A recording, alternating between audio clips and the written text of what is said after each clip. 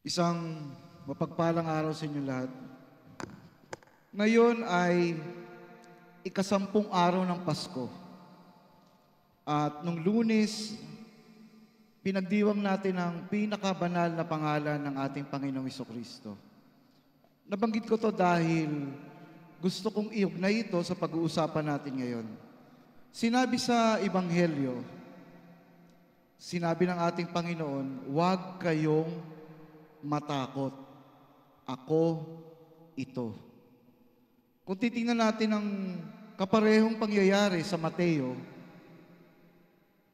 sinabi doon ng mga disipulo, iligtas mo kami, Panginoon. Iligtas mo kami.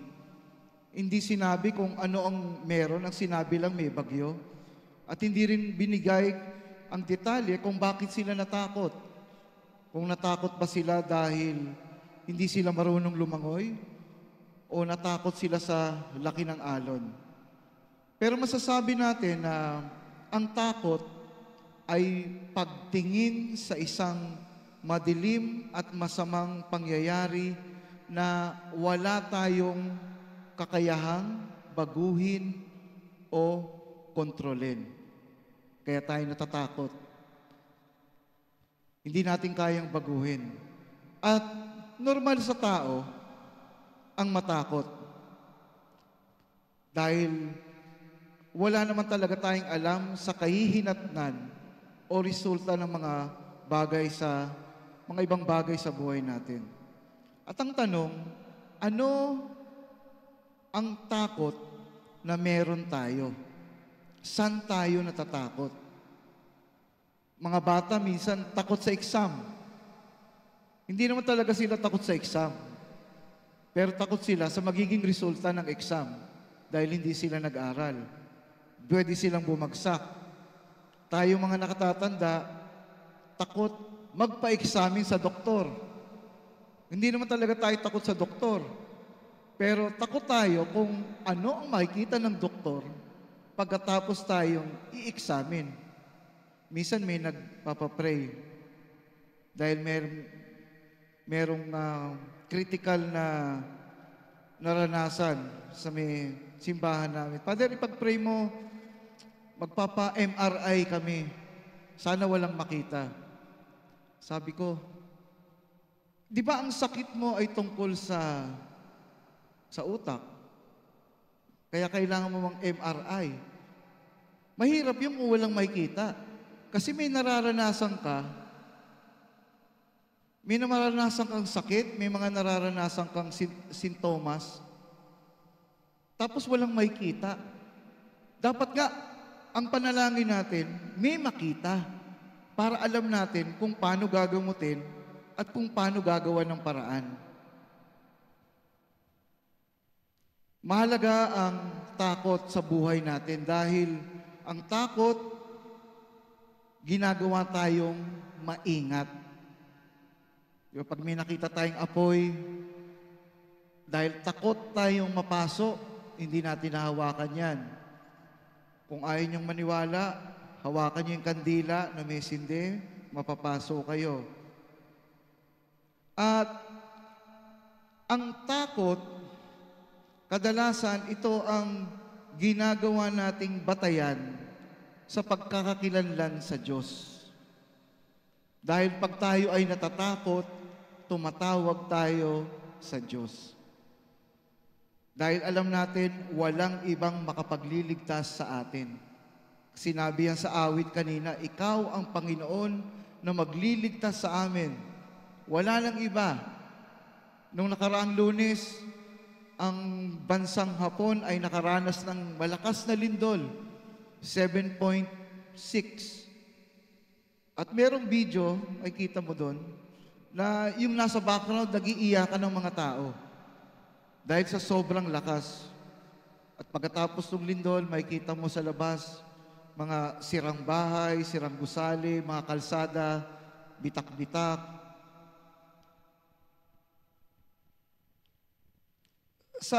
Ang ating takot ay nagdadala upang magkaroon tayo ng matibay na pananampalataya.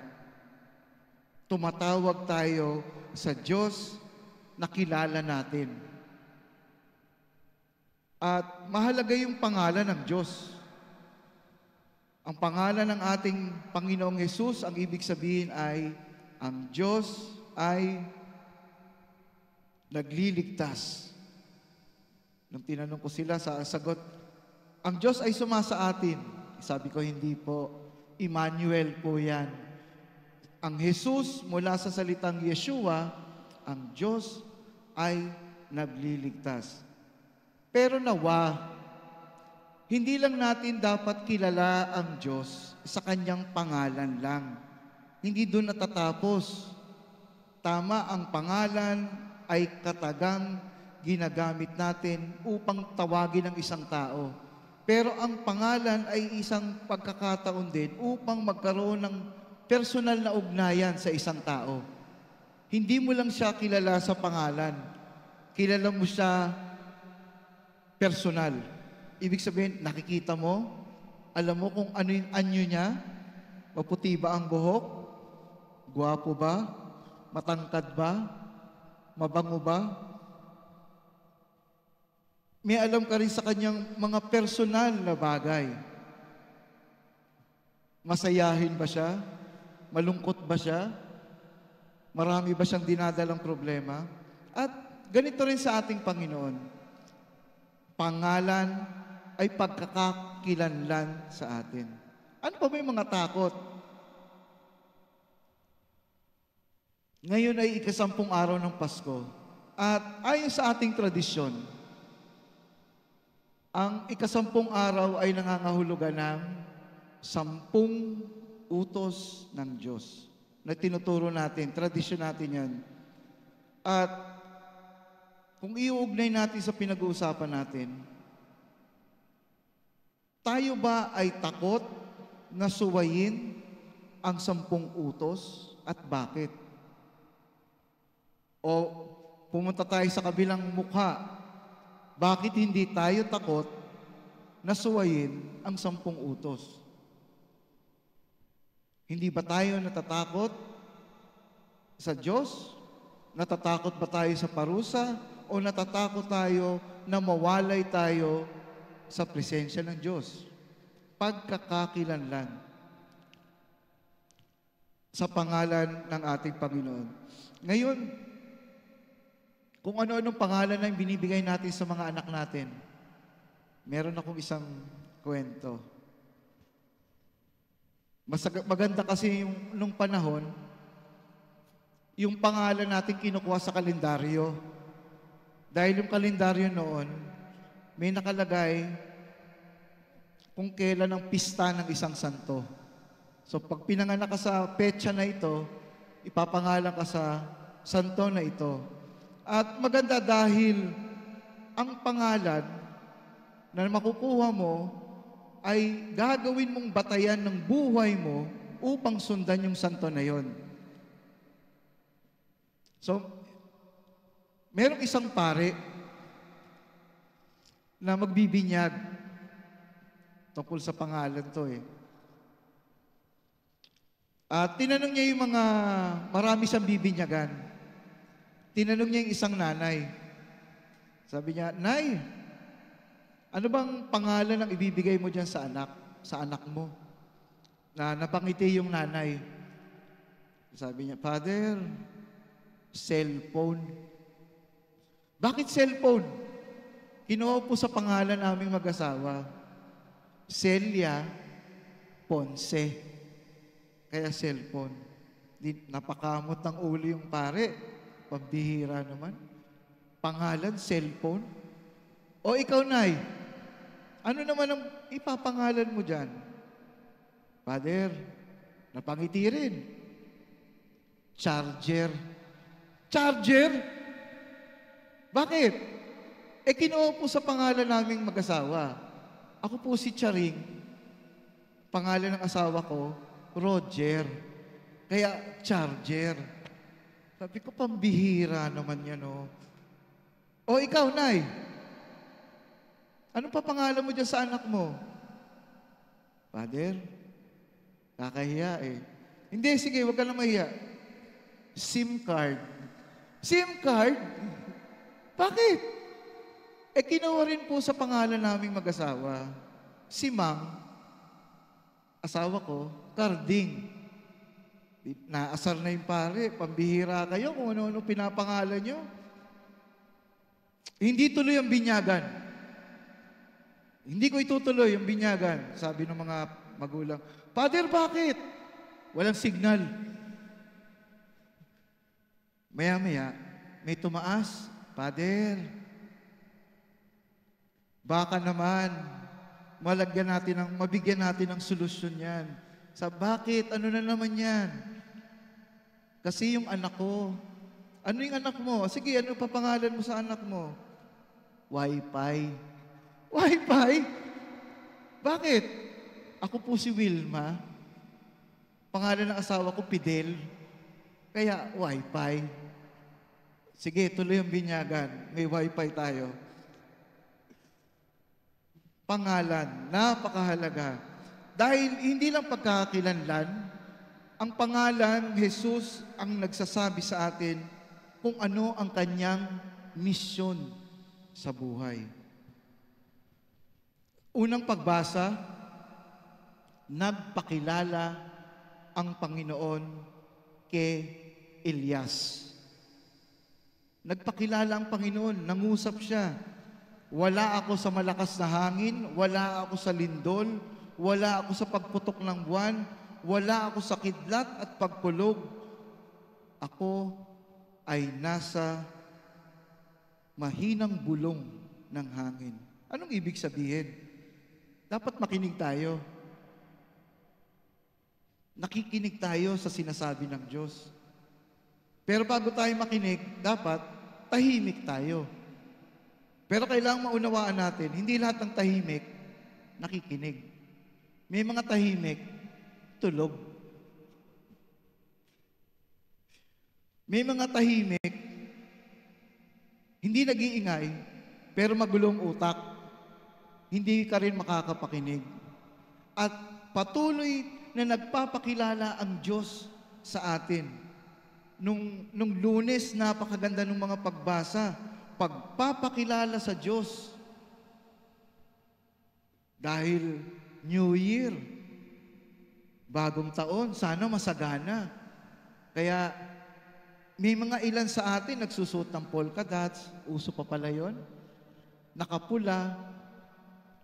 Nung habang tinuturo ko yun, may pumasok na lola, nakapula, nakapolka dots. Tama-tama. Pero ang Diyos nagpapakilala. Nung Lunes, ang unang pagbasa, nung Lunes ay ikawalong araw ng Pasko. At ang ibig sabihin ng ikawalong araw, Beatitudes. Pinagpala ang mga aba, pinagpala ang mahabagin, walong pinagpala. Walang sinabi doon na pinagpala ka pag nagsuot ka ng polka dots. Walang sinabi doon na pinagpala kapag nag-alog ka ng barya nung bagong taon. Pagpapala. At yung unang pagbasa, sa English, alam na alam natin yan. May the Lord bless you and keep you. May the Lord cause His face to shine upon you. And may the Lord be gracious to you. The Lord lifts up His face to you and give you peace. Yun ang ating Panginoon. Nagpapala, hindi dahil may inaalog ka o may suot ka. Kaya, ang pagkakakilanlan sa Diyos, hindi sapat yung takot. Hindi sapat na dahil sa takot, nakikilala natin ang Diyos. Hindi sapat yun. Ano ang sinabi ni San Pablo sa ikalawang pagbasa? Sinabi niya, you are to be renewed in the spirits of your mind. Baguhin mo. Magbago na kayo ng diwa at pag-iisip. Kaya sinabi ko, pag nagbabatean tayo ng Happy New Year, ang mahalagang salita doon, new, hindi year. kailangan may bago ka. Kasi kung may bago ka, kahit anong taon ka, uunlad ka. Anong ibig ko sabihin? Kung ang buhay pananampalataya natin ay hindi nagbabago, ilang buwan, 9 na buwan, 1 taon, kailangang may gawin kang bago.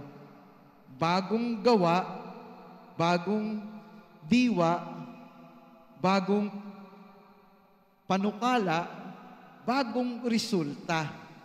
Yun ang ibig sabihin. Kaya nga minsan may maririnig tayo, ay buhay, eto na naman.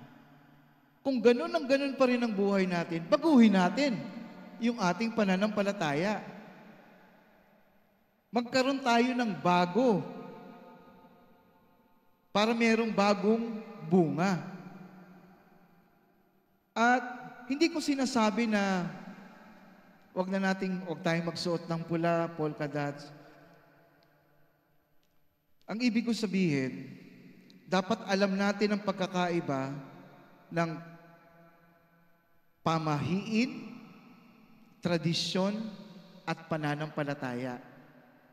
Okay lang yun. Katuwaan yun eh. Okay lang na tumalong ka nung bagong taon. Pero, dapat alam natin ang pagkakaiba nun. Pamahiin, iba sa pananampalataya, iba sa tradisyon. Kasi, naniwala tayo, pag tumalong ka, tatangkad ka. Pero buong taon, nagpuyat ka naman, paano ka lalaki? Puyat ka ng puyat. Naghanda tayo ng malagkit na pagkain. Kakanin.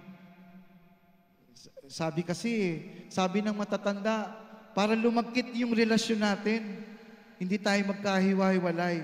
O hindi nga tayo magkahiwa-hiwalay at malagkit. Pero, konting pagkakamali, ang tagal nating magpatawad. Naganda tayo ng pansit, pampahaba ng buhay. Pero hindi naman natin matigil yung bisyo natin. Kumakain tayo ng bawal, pork chop, mga putok-batok, crispy pata, lechon belly, nakakagutom.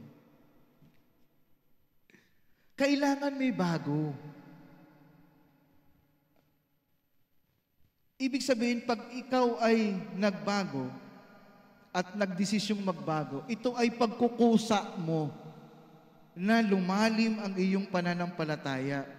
Hindi tayo umaasa sa takot. Kasi 2 bagay lang naman ang pupuntahan ng takot natin. Magapi tayo ng takot o ang takot natin, dalhin tayo sa matatag na pananampalataya. Pero kailangan din natin lumalim ang ating pananampalataya. Kaya magkusa tayo na gumawa ng bago. Ibig sabihin, kung dati, attende lang tayo, edi mag-involve tayo ng ministry. Kung dati, ito lang ginagawa natin, dagdagan natin. Huwag nating pigilan ang ating sarili. Ibig sabihin, mangarap pa rin tayo. Kailangan palagi tayong may pangarap. Palagi tayong may layunin. At itong pangarap natin, huwag nating ibaba ayon sa ating kakayanan. Kadalasan yun ang nangyayari. May business ka, kulang yung pera ko pondo, wag na lang muna. So, ibig sabihin, itaas mo ang iyong kakayanan ayon sa iyong pangarap. Pangarap natin na matapos itong katedral. Huwag nating ibaba yung pangarap natin ayon sa kakayanan. Ito lang ang pera namin Itaas natin ang ating kakayanan ayon sa ating pangarap. Hindi, magpursigi tayo. At dito, ito yung sinasabi ni San Pablo. Dahil kayo ay may bagong buhay na. Muli, takot, nawa dalhin tayo sa matatag na pananampalataya, pero hindi sapat ang takot para magkaroon tayo ng malalim na pananampalataya. Hindi pwedeng nabubuhay lang tayo sa takot. Natural ang takot, pero tuwing takot ka lang, tatatag ang pananampalataya mo. Gumawa tayo, magkusa. Kailangan may bago. Ang mahalaga sa New Year, yung new.